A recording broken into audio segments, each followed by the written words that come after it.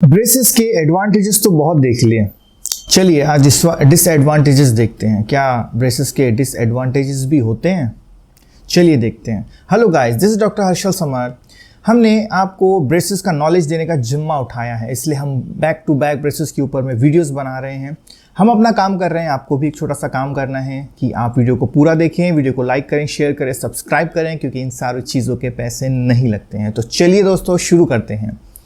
Disadvantage पहला, दांत पीले हो जाते हैं। हाँ, होते हैं।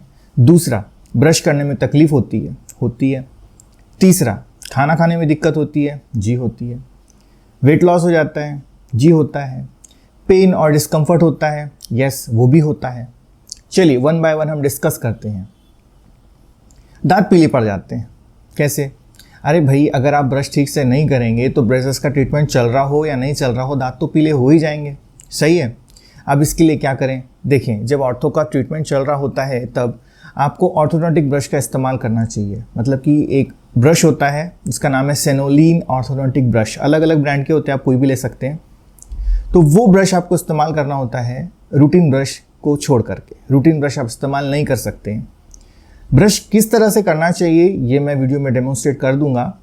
अगर न दिखे वीडियो तो आप अपने डेंटिस्ट को पूछ सकते हैं कि इसका इस्तेमाल करना कैसे है, ताकि सफाई ठीक से हो सके। और ब्रशिंग ठीक से होगी तो दांत पीले होना पॉसिबल ही नहीं है। अगर आप ब्रशेस का ट्रीटमेंट नहीं भी कर रहे हैं तो भी आपको ब्रशिंग ठीक से करना ही है, जिससे कि पीला नहीं पड़ेगा दांत आपका। अब इसमें देखने वाली और समझने वाली चीज़ ये है कि आपको 2 बारी ब्रश करना इंपॉर्टेंट है, चाहे ब्रशेस का ट्रीटमेंट हो रहा हो या ना हो रहा हो। एक तो मॉर्निंग में आप तो करते ही हैं, और दूसरा रात में सोने के बाद में। ये चीज़ें इंपॉर्टेंट है। सोने के पहले, खाना खाने के बाद में, ये दोनों ही चीज़ें बहुत इंपॉर्टेंट है। फिर आपको जो खाना है आप खाइए। बस ये दोनों चीज़ें अगर सही से होती रहेगी तो आपके दांत पीले नहीं पड़ेंगे। फिर भी पीले पड़ रहे हैं तो आप अपने डेंटिस्ट से मिले। ओके, अगर आप ये चीज़ें फॉलो करते हैं तो ये प्रॉब्लम सॉल्व हो जाएगी दांत पीले होने की। चाहे आपका ब्रेसेस का ट्रीटमेंट चल रहा हो या नहीं चल रहा हो, ये दोनों ही सूरतों में लागू होता है। So the first problem solve.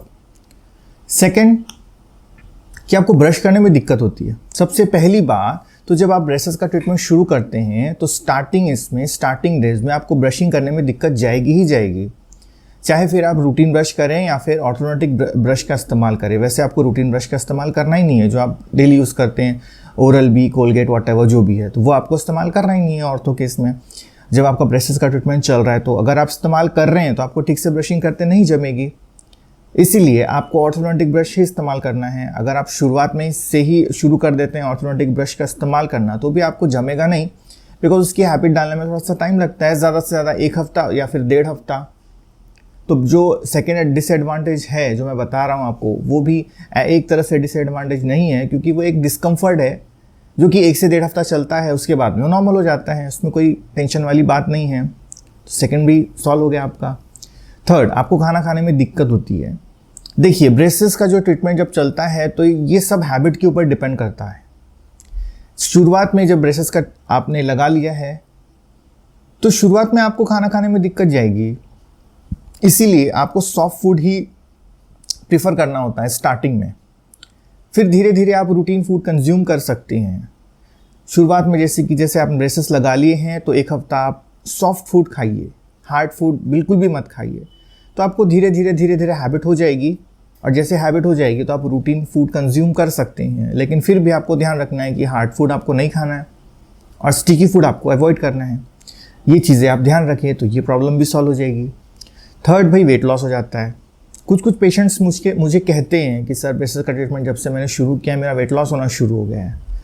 अब ये इसलिए होता है कि वो खाना ठीक से खा नहीं पाते, खाना ठीक से कंज्यूम नहीं कर पाते। अब ये सभी पेशेंट्स के साथ होता है, ऐसा नहीं है कि हाँ भाई जिन्होंने ब्रेसेस लगाए सबके वेट लूज़ होने लग गए तो लोगों ने तो ब्रेसेस ही लगाना शुरू कर देंगे। महंगी जिम क्यों लगाएंगे, महंगे डाइट प्लान क्यों फॉलो करेंगे? ऐसा नहीं होता है, ऐसा बिल्कुल भी नहीं होता है।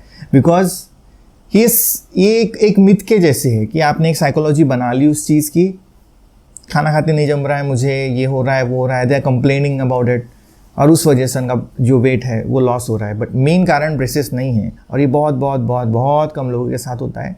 सबके साथ ऐसा हो नहीं सकता, बिकॉज सबकी साइकोलॉजी अलग अलग होती है। It all depends on your psychology. Okay, so इसका ब्रेसेस का वेट लॉस के साथ कोई कनेक्शन नहीं है। इट्स ऑल अबाउट आपकी साइकोलॉजी कि आप खाना खा रहे हैं नहीं खा रहे हैं। बस एक चीज़ का इशू बना के रख दिया, मुझे खाना नहीं जम रहा है, मुझे खाना नहीं जम रहा है, अभी खाना नहीं जम रहा है इसलिए वेट लॉस हो रहा है। तो आराम से आप सॉफ्ट फूड पहले खाइए, थोड़ा सा प्रैक्टिस कर लीजिए, देन आप रूटीन फूड पे आइए। कोई वेट लॉस नहीं होता इससे। इंटेंशनली चाहे तो हो सकता है फिर ब्रेसेस लगे, बहाना बना लो, खाना खाते जम नहीं रहा है, वेट लॉस वैसे भी हो जाएगा। Fourth point and now fifth point, कि आपको पेन होता है, डिस्कम्फर्ट होता है। हाँ, पेन और डिस्कम्फर्ट होता है ब्रेसेस के ट्रीटमेंट में, ये दोनों चीज़ें लागू है, लेकिन शुरुआती दौर में जब तक आपको हैबिट नहीं हो गई हो। शुरुआत में कहीं छाले आ जाते हैं, कहीं पे कट लग जाता है, तो उस वजह से डिस्कम्फर्ट होता है, जिसकी वजह से खाना खाने में प्रॉब्लम होती है। लेकिन इस शुरुआती दौर में स्टार्टिंग के 1 महीने में ये सारी चीज़ रिजॉल्व हो जाती है, बिकॉज आपके मुंह को ब्रेसेस की कोई हैबिट नहीं है। हैबिट नहीं होने की वजह से ये सारी चीज़ें होती है। लेकिन इसके भी सॉल्यूशंस है। सॉल्यूशंस आपके डेंटिस्ट के पास में अवेलेबल है। आप डेंटिस्ट के पास जाइए, अगर छाले आ रहे हैं तो आपको मेडिकेशन प्रिस्क्राइब कर देंगे और तुरंत ही ये प्रॉब्लम सॉल्व हो जाएगी विद इन 2 to 3 days।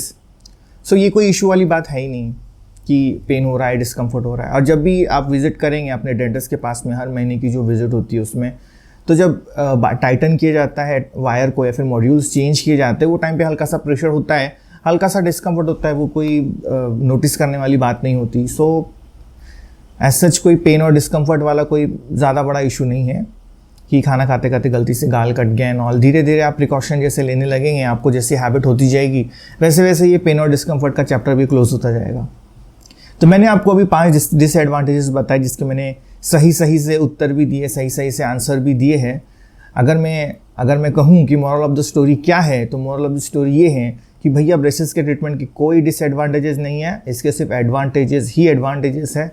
बिंदास कराइए, कोई टेंशन वाली बात नहीं है। वीडियो को लाइक, शेयर और सब्सक्राइब ज़रूर करें। मिलते हैं अगले वीडियो में। अगर आपके कोई कमेंट है, आप कुछ पूछना चाहते हैं, मुझसे बात करना चाहते हैं, तो प्लीज़ कमेंट बॉक्स में कमेंट करें, मैं ज़रूर रिप्लाई करूँगा। मिलते हैं अगली वीडियो में। Till then, good bye.